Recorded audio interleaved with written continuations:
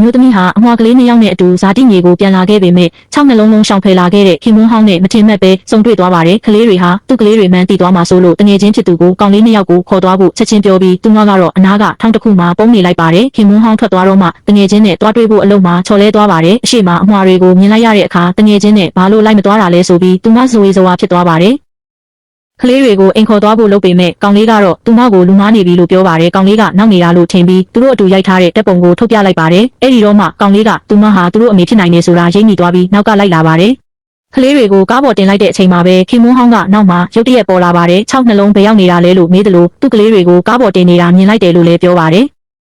သူကကလေးတွေအကြောင်းသိသွားပြီအထင်နဲ့သူမကဘာမှနားမလဲသလိုဟန်ဆောင်ပေမဲ့ခင်မွန်းဟောင်းကကားကိုစစ်ဆေးဖို့ဆွလုပ်ပါတယ်သူမကတားဆီးပေမဲ့သူမကိုမြေကြီးပေါ်တွန်းချလိုက်ပါတယ်သူကလေးတွေကိုကားပေါ်ကဆွဲထုတ်ဖို့လုပ်နေတော့မှပဲသူ့လက်ထောက်ကဖုံးဆက်ပြီးကလေးတွေကိုရှာတွေ့ပြီလို့အကြောင်းကြားလာပါတယ်တကယ်တော့အဲ့ဒီမျိုးသားမှလည်းအမွှာကလေးတွေရှိနေတာပါ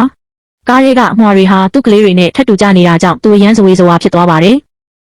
ဒါပေမဲ့လက်ထောက်ကတော့ကလေးတွေကိုခဖေးတစ်ခုမှတွေ့တာလို့ပြောပါတယ်။အဲ့ဒီအချိန်မှာပဲအမျိုးသမီးကသူ့ကိုတွန်းထုတ်ပြီးထွက်သွားဖို့ပြောပါတယ်။အဲ့ဒီမှာတင်သူမရဲ့တငယ်ချင်းရောက်လာပြီးကလေး2ယောက်ပျောက်သွားပြီလို့ပြောပါတယ်။ကားထဲကအမွှာတွေဟာခင်မွန်းဟောင်းရဲ့ကလေးတွေမှန်းသူမတငယ်ချင်းမသိရှာပါဘူး။အမျိုးသမီးကကလေးတွေကားထဲမှာရှိတယ်လို့ပြောပြီးတငယ်ချင်းကိုနှစ်သိမ့်လိုက်ပါတယ်။အမျိုးသမီးနဲ့သူမတငယ်ချင်းရင်းနှီးနေတာကိုမြင်ပြီးခင်မွန်းဟောင်းကဒေါသတကြီးနဲ့ထွက်သွားပါတယ်။အမျိုးသမီးကကလေးတွေကိုအိမ်ခေါ်လာတဲ့အခါမှာတော့တခုခုထူးဆန်းနေတာကိုသတိထားမိပါတယ်။အရင်ကတွက်လက်တဲ့သမီးဖြစ်သူကစကားမပြောတော့ပါဘူးခင်မွန်းဟောင်းကကောင်မလေးကိုခြောက်လန့်လိုက်တယ်လို့ထင်ပြီးသူ့ကိုတွားရောက်ရင်ဆိုင်ဖို့ပြင်ပါတယ်တစ်ဖက်မှာလည်းခင်မွန်းဟောင်းရဲ့အိမ်မှာတော့ရုပ်ချင်းတူတဲ့အမွှာနောက်တစ်စုံရှိနေပါတယ်ကလေး2ယောက်ကစပွဲပေါ်ကမိသားစုတပ်ပုံကိုမြင်တော့အရှိကလူဟာသူတို့အဖေမှန်းသိသွားပါတယ်အဲ့ဒီအချိန်မှာပဲအမျိုးသားကိုသဘောကျနေတဲ့မိန်းကလေးကအပြေးလွှားရောက်လာပါတယ်သူမကကလေးတွေကိုဂယုစိုက်ချင်အောင်ဆောင်ပေမဲ့ကောင်လေးကတော့သူမကိုဓာတ်ရိုက်တွန်းထုတ်လိုက်ပါတယ်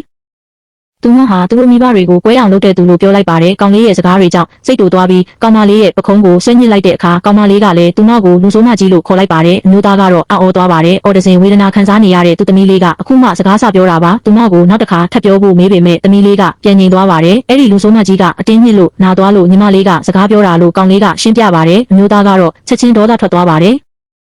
ကိုမင်းကလေးရဲ့ရှင်းပြချက်ကိုနားမထောင်တော့ပဲသူဟာဘယ်သူနဲ့မှတွဲဖို့ဆန္ဒမရှိဘူးလို့ပြက်ပြက်သားသားပြောလိုက်ပါတယ်ဒါပေမဲ့ကိုမင်းကလေးကတော့ဘလို့အခြေအနေမျိုးနဲ့ပဲဖြစ်ဖြစ်သူ့နားမှာပဲနေချင်တယ်လို့ပြောပါတယ်သူ့ကလေးတွေမှာမိခင်မြတ်တာမပါပဲကြီးပြင်းလာရတာကိုတွေးမိပြီးအမျိုးသားကခွင့်ပြုတော့မယ့်အချိန်မှာပဲတားဖြစ်သူကလက်မခံပါဘူးကောင်လေးကညီမဖြစ်သူကိုခေါ်ပြီးအေကန်ထဲကနေချက်ချင်းထွက်သွားပါတယ်ကလေးတွေကသူမကိုမနစ်သက်တာမြင်တော့အမျိုးသားကအဲ့ဒီမင်းကလေးကိုသူ့အိမ်ကိုနောက်ဘယ်တော့မှမလာဘူးပြောလိုက်ပါတော့တယ်